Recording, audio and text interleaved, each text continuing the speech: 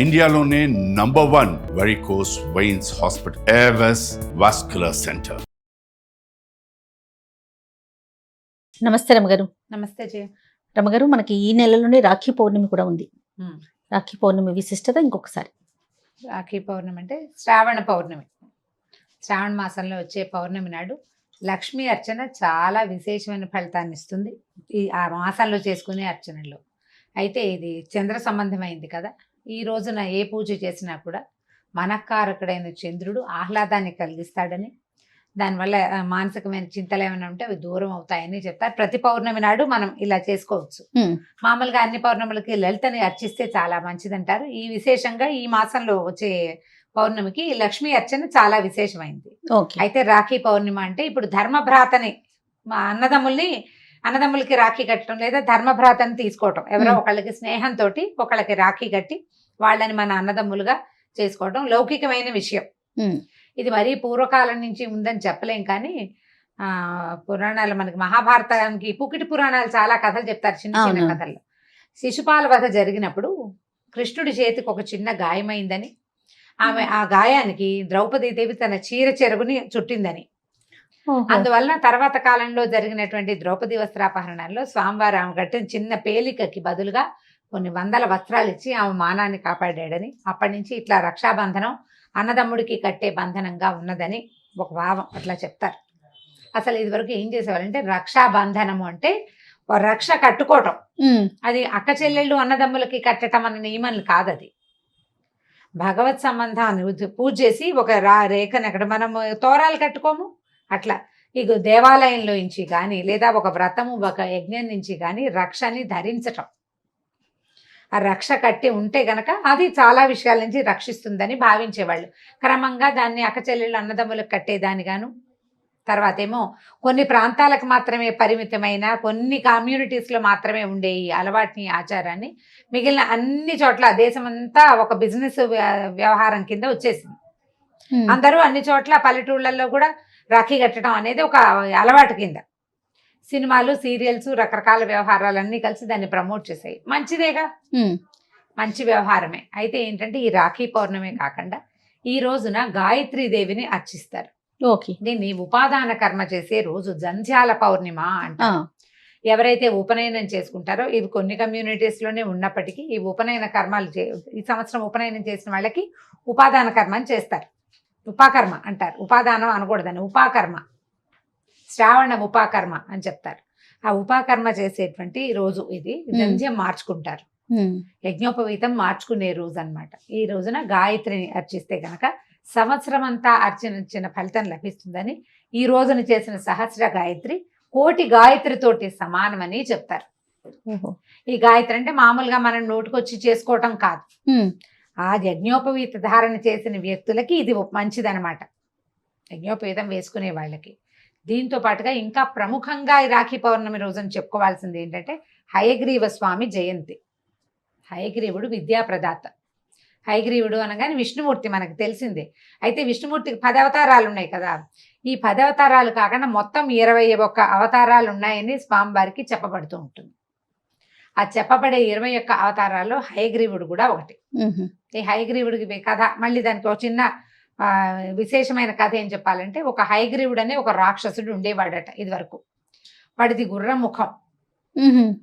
తనలాంటి వాడే గుర్రపు ముఖం కలిగిన వాడి నుంచే తనకి మరణం ఉండేలాగా వరం పొందాడు అతను. వాడు చాలా దేవతల్ని వాళ్ళని ఇబ్బంది పెట్టేవాడు. దేవదానవుల యుద్ధంలో విష్ణుమూర్తి ఎంతో కాలం యుద్ధం చేసేట అతనితో.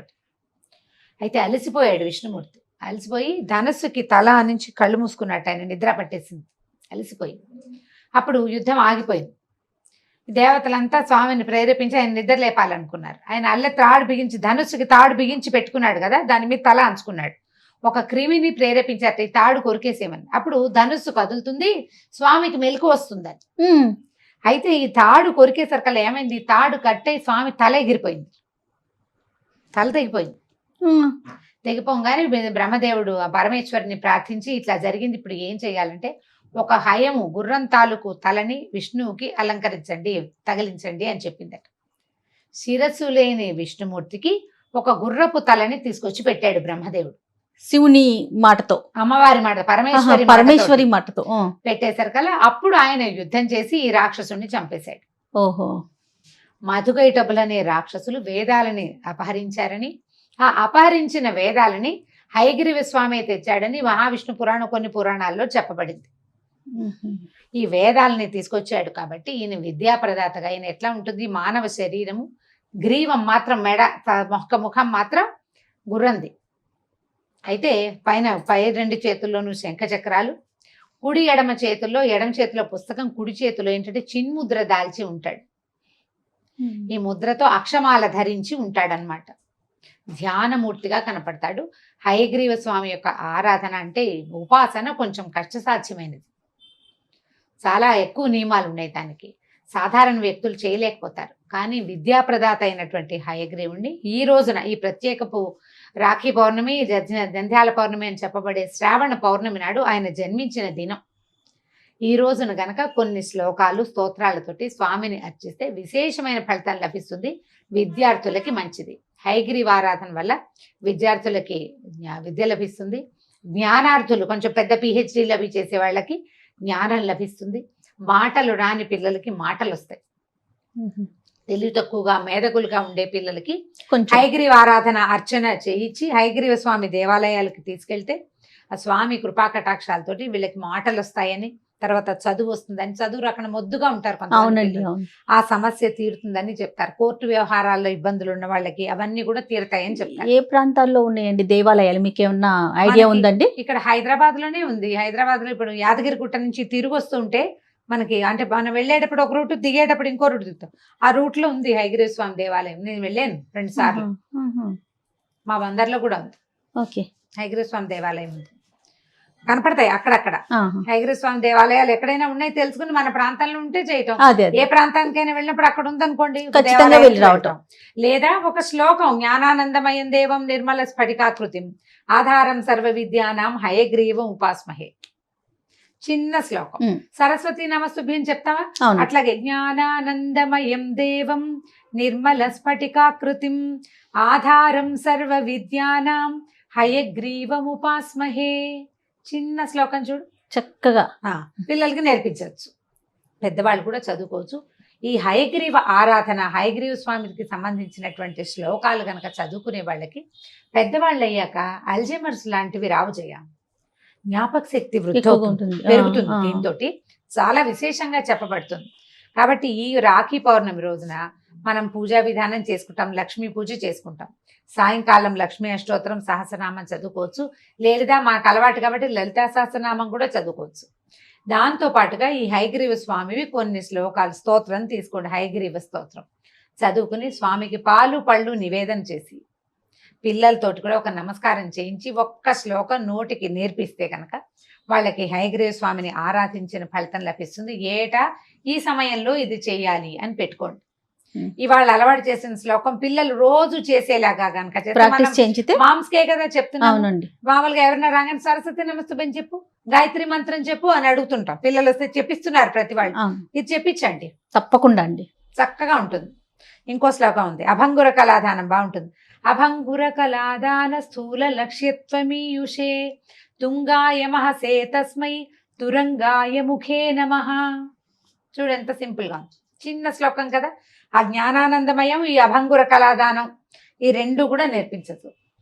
ఒక్కసారి అర్థం ఏమన్నా చెప్పగలుగుతారా రమ్మగారు? బ్రీఫ్ గా ఏముంది? జ్ఞానానందమయం దేవం నిర్మల స్ఫటికాకృతం. జ్ఞానానందం, జ్ఞానము ఆనందము కలిగినటువంటి, అంత జ్ఞానం వల్ల వచ్చే ఆనందాన్ని పూర్తిగా పొందినటువంటి భగవంతుడు, దాంతో కూడినటువంటి దేవుడు. నిర్మల స్ఫటికాకృతం, స్ఫటికం వల్లే తెల్లటి ఆకారం కలిగిన వాడు, తెల్లని గుర్రపు ముఖం. ఆధారం సర్వ విద్యానం, అన్ని విద్యలకి ఆధారమైనటువంటి హయగ్రీవుడికి నమస్కరిస్తాను. పూర్తిగా శుద్ధ జ్ఞాన స్వరూపుడు ఈయన. ఇంకా అందులో వేరేదేమీ లేదు. పూర్తిగా జ్ఞాన స్వరూపుడైన స్వామిని గనక మనం అర్చిస్తే మనకి జ్ఞాన వృద్ధి కలుగుతుంది. ఆ స్వరూపాన్ని తలుచుకోవటం, వేదాలని రక్షించినటువంటి స్వామిని గనక తలుచుకుంటే, వేద విద్య మహోత్కృష్టమైన విద్య. విద్యల్లో అత్యంత గొప్పది వేద విద్య. అది చదవడానికి అందరికీ అవకాశం రాదు. అన్ని జన్మల్లోనూ కుదరకపోవచ్చు. అలా మహత్తరమైనటువంటి వేద విద్య లభిస్తుందట ఈ స్వామిని కనుక అర్చిస్తే. వేద విద్య కాకపోతే కనీసం సాధారణ విద్య ఈ జన్మలో మనకు అవకాశం ఉన్న విద్య అయినా పూర్తిగా లభిస్తుంది. అజ్ఞానం ఉంటే చాలు కదండి. అదే కదా. కాబట్టి ఇది మనకి దొరుకుతుందని మనం ఈయనని హయగ్రీవ స్వామిని ప్రార్థించాలి, పూజించాలి. మనం రాఖీ పౌండరీ చేసుకుంటాం, ఎవరో అన్నదమ్ములకి చక్కగా రాఖీ పండ్లు అవి కట్టుకుంటాం. మేమైతే ఇప్పుడు కట్టలేదు, మాకు అలవాటే లేదు. చూస్తూ ఉంటాం, అందరు కట్టుకుంటుంటారు. సరే, ఎవరి సరదా వాళ్ళది. క్రమంగా మనం ఏం చేస్తామంటే వేరే వాళ్ళ పద్ధతులైనా అదేదో బాగుందని అలవాటు చేసుకుంటాం కదా. అట్లా అలవాటు అయిపోయింది రాఖీ కట్టడం. రాఖీ కట్టడం అంటే సోదరుడికి రాఖీ కట్టి నీ బంధం నీతో నా బంధం కలకాలని నిలిచి ఉండాలని సోదరి మణులు కోరుకోవటం. ఇలా రక్ష కట్టిన తండ్రి చెల్లెల తాలూకు పూర్తి సంరక్షణ బాధ్యత నేను వహిస్తానని అన్నదమ్ముడు ఒక ప్రతిజ్ఞ లాంటిది తీసుకోవటం. అదే ఈ సంబంధ బాంధవ్యాలు పెంపొందించుకోవటం కోసం చేయబడిన ప్రక్రియ. ఆ కొన్ని ప్రాంతాల్లో చేస్తారు, ఇప్పుడు మనం కూడా చేసుకుంటున్నాం కదా. ఇప్పుడు అది ఒకవేళ కుదిరితే చేయటం, మనకు అలవాటు ఉండి ఆసక్తి ఉంటే కనుక. కానీ ముఖ్యంగా చేయవలసినటువంటి గాయత్రి ఆరాధన చేయవలసిన వాళ్ళు తప్పకుండా చేసుకోవాలి.